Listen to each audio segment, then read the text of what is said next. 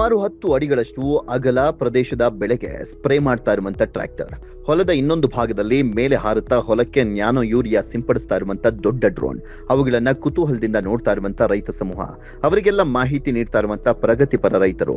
ಇದೆಲ್ಲ ಕಂಡು ಬಂದಿದ್ದು ಧಾರವಾಡ ತಾಲೂಕಿನ ಅಮ್ಮಿನಬಾವಿ ಗ್ರಾಮದ ರೈತರ ಹೊಲಗಳಲ್ಲಿ. ಹೌದು, ಇದೀಗ ರಾಜ್ಯದಲ್ಲಿ ಎಲ್ಲಾ ಕಡೆ ಯೂರಿಯಾ ಗೊಬ್ಬರಕ್ಕೆ ಸಾಕಷ್ಟು ಬೇಡಿಕೆ ಬರ್ತಾ ಇದೆ.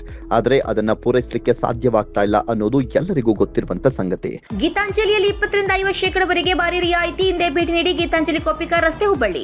ಇದೇ ವೇಳೆ ಅದಕ್ಕಿಂತಲೂ ಉತ್ತಮ ಫಲಿತಾಂಶ ನೀಡುವಂತ ನ್ಯಾನೋ ಯೂರಿಯಾ ಬಳಸಲಿಕ್ಕೆ ಸರ್ಕಾರ ಹಾಗೂ ವಿಜ್ಞಾನಿಗಳು ಹೇಳಿದರೂ ರೈತರು ಕೇಳ್ತಾ ಇಲ್ಲ. ಇದೇ ಕಾರಣಕ್ಕೆ ರೈತರ ಹೊಲಗಳಲ್ಲಿ ಈಗಾಗಲೇ ಈ ಪದ್ಧತಿಯಿಂದ ನ್ಯಾನೋ ಯೂರಿಯಾ ಸಿಂಪಡಿಸಿರುವಂತಹ ಹೊಲಗಳಲ್ಲಿ ಪ್ರಾತ್ಯಕ್ಷಿಕೆ ಮಾಡುವ ಮೂಲಕ ಜಿಲ್ಲಾಡಳಿತದ ಜಾಗೃತಿಯನ್ನ ಮೂಡಿಸ್ತಾ ಇದೆ. ಗೊಬ್ಬರದು ಈ ಒಂದು ಮುಂಗಾರುಗೆ ನಾವು ನೋಡಿದ್ರೆ ಸುಮಾರು 28,000 ಟನ್ಗಳು ನಮಗೆ ಅವಶ್ಯಕತೆ ಇದ್ದಾವೆ. ಆಗಸ್ಟ್ ಅಂತಿಮಕ್ಕೆ ನಾವು ನೋಡಿದ್ರೆ 22,500 ಮೆಟ್ರಿಕ್ ಟನ್ಸ್ಗೂ ಅವಶ್ಯಕತೆ ನಮಗಿದೆ. ಈಗಾಗಲೇ ನಮಗೆ ಪೂರೈಕೆ ಆಗಿರುವುದು ರಾಜ್ಯದಿಂದ 24,000 ಮೆಟ್ರಿಕ್ ಟನ್ಸ್ ನಮಗೆ ಬಂದಿದೆ. ಸೊ ನಮಗೆ ಹೋದ ವಾರದಲ್ಲಿ ರೈತರು ನಮಗೆ ಯೂರಿಯಾದು ನಮಗೆ ಬೇಕಾಗ್ತದೆ ಅಂತ ಮನವಿಯನ್ನು ಮಾಡಿದ್ದಾರೆ, ಕೊರತೆ ಆಗಿದೆ ಅಂತ. ನಿನ್ನೆ ಮತ್ತು ಇವತ್ತು ಸೇರಿ ಸುಮಾರು 1,500 ಟನ್ ನಮಗೆ ಬಂದಿದೆ. ಈಗ ಎಲ್ಲರಿಗೂ ಕೂಡ ಹಂಚಿಕೆ ಮಾಡಲಾಗಿದೆ. ಈಗ ಮುಂದಿನ 2-3 ದಿವಸಗಳಲ್ಲಿ ಕೂಡ ಮತ್ತೆ ಕೂಡ ನಾವು ಬೇಡಿಕೆ ಇದೆ ಅಂತ ನಾವು ಕೇಳಿದ್ವಿ.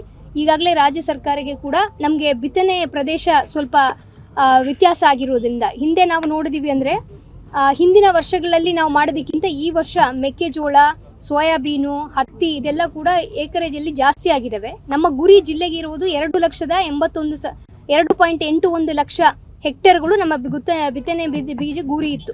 ಇದರಲ್ಲಿ ನಮಗೆ ಇವತ್ತು ಬಿತ್ತನೆ ಆಗಿರುವ ಕ್ಷೇತ್ರ 2.91% ಬಿತ್ತನೆಯನ್ನು ಕೂಡ ಆಗಿದೆ. ಅಂದರೆ 103% ಬಿತ್ತನೆಯನ್ನು ನಾವು ಮಾಡಿದ್ದೇವೆ. ಸೊ ಈ ಒಂದು ಸಂದರ್ಭದಲ್ಲಿ ನಮಗೆ ತೋಟಗಾರಿಕೆ ಬೆಳೆಗಳು ಎಸ್ಪೆಷಲಿ ಕುಂದಗೋಳ ಏರಿಯಾನಲ್ಲಿ ಈಗಾಗಲೇ 1,500 ಮೆಟ್ರಿಕ್ ಟನ್ ಬಂದಿದ್ದೇವೆ. ಸೊ ಈಗ ಮುಂದಿನ ದಿವಸಗಳಲ್ಲಿ ಕೂಡ ಯಾವುದೇ ರೀತಿಯ ಜಿಲ್ಲೆಯಲ್ಲಿ ಇದು ಗೊಬ್ಬರದ ಕೊರತೆ ಆಗದೇ ರೀತಿಯಲ್ಲಿ ಜಿಲ್ಲಾಡಳಿತ ಎಲ್ಲ ಕ್ರಮವನ್ನು ವಹಿಸುತ್ತದೆ ಅಂತ ಹೇಳ್ತಾರೆ.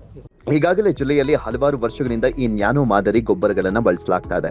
ಅದರಲ್ಲಿ ಅನೇಕ ರೈತರು ಕೂಡ ಯಶಸ್ವಿಯಾಗಿದ್ದಾರೆ.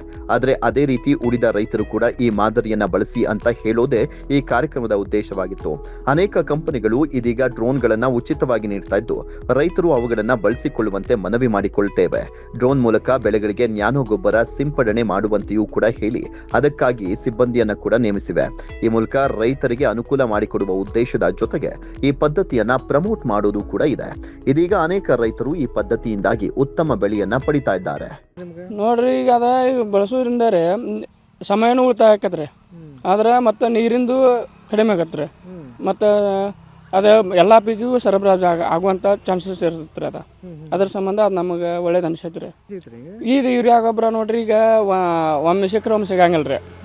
ರೀ ಈಗ ಉಳಿದ ಗೊಬ್ಬರ ರೇಟ್ ಸಿಕ್ಕಾಪಟ್ಟಿ ಏರ್ಯಾವ್ರಿ. ಹಂಗಾಗಿ ನಮ್ಗೆ ಅಸ್ತವ್ಯಸ್ತ ಆಗೋಕ್ಕಾಗಿ ಈ ಗೊಬ್ಬರ ನಾವು ಬಳಸಾಕತ್ತೀವ್ರಿ.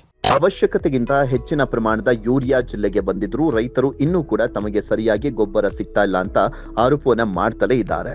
ಆದ್ರೆ ಇದೀಗ ಅದಕ್ಕೆ ಪರ್ಯಾಯ ಮಾರ್ಗವನ್ನ ಕಂಡು ಹಿಡಿದುಕೊಂಡು ಉತ್ತಮ ಬೆಳೆಯನ್ನ ಪಡೆಯಬೇಕಾಗಿದ್ದು ರೈತರ ಕೈಯಲ್ಲಿದೆ. Praveen Omkari, public next, Dharwad.